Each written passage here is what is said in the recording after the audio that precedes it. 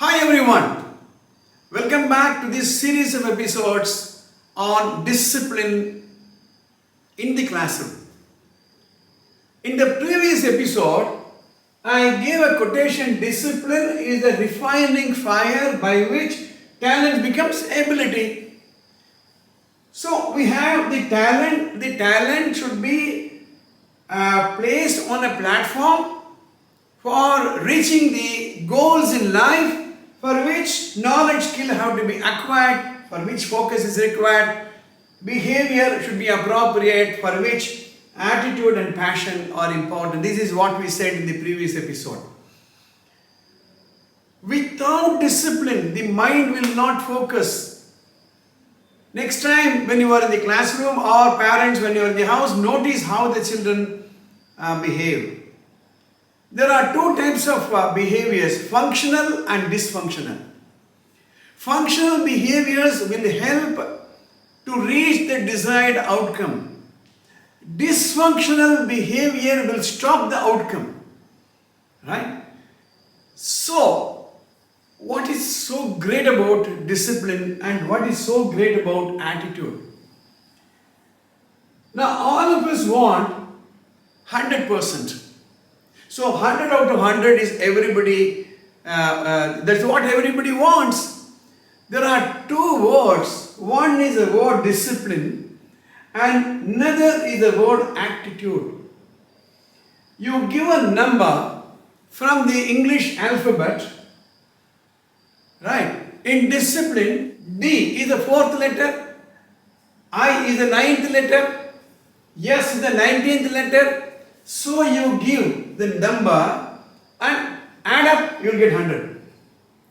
Similarly, in attitude, A is the first letter, T is the 20th letter, and so you give the number, you will get 100. No other word, to my knowledge, has got this unique count of 100 out of 100. Hard work, I think you get about 98%. That means it is your attitude and discipline which will decide 10%. That's why attitude is so important in a classroom management. In my school-based programs, we teach the teachers and the parents how. In my school-based programs, I teach the teachers and the parents how to bring discipline. Before we go to assertiveness, let us understand a couple of words. One is called submissive behavior.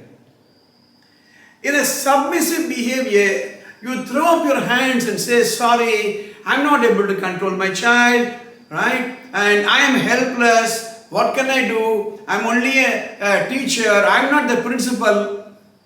Or a mother can say, oh, I'm powerless. I don't know. I don't have authority to correct. And so in a submissive behavior, you surrender. The other extreme is aggressive behavior, where you punish a person. You don't allow them any democratic right of freedom of speech.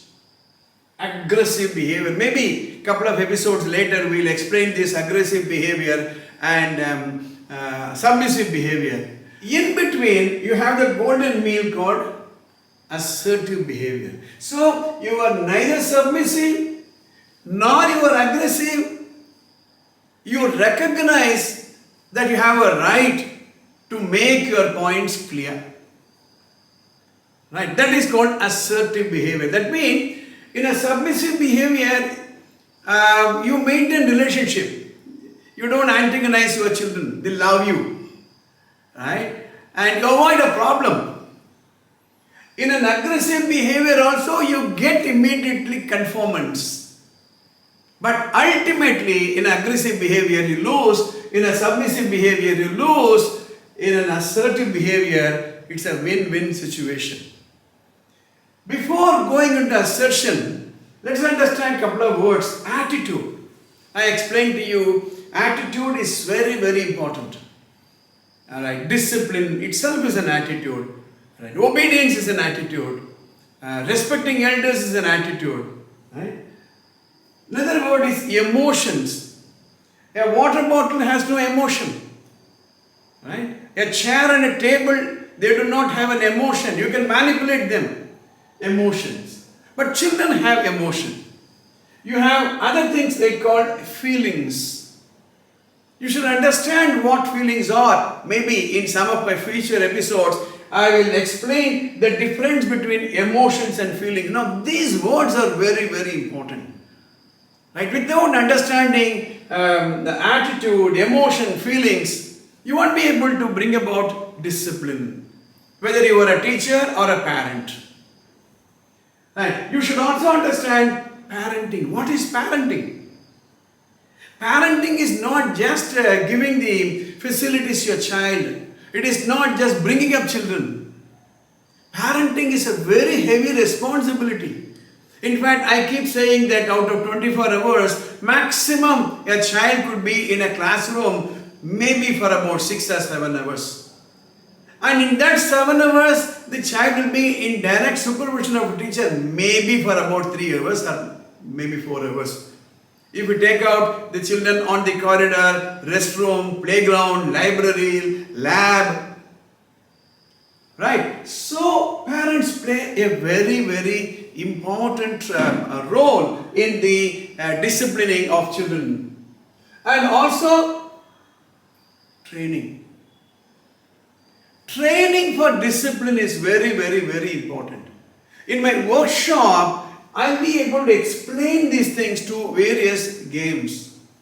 Right? Training. So, children have to be trained.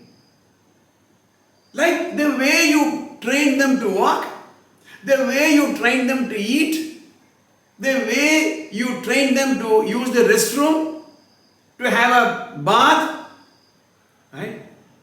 The way you train like handwriting. So these are very, very important subsystems.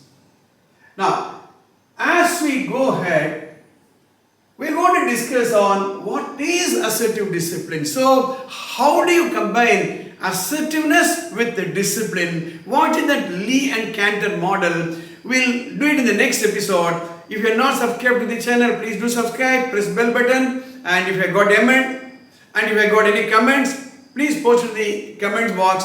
We'll try to answer. See you in my next episode.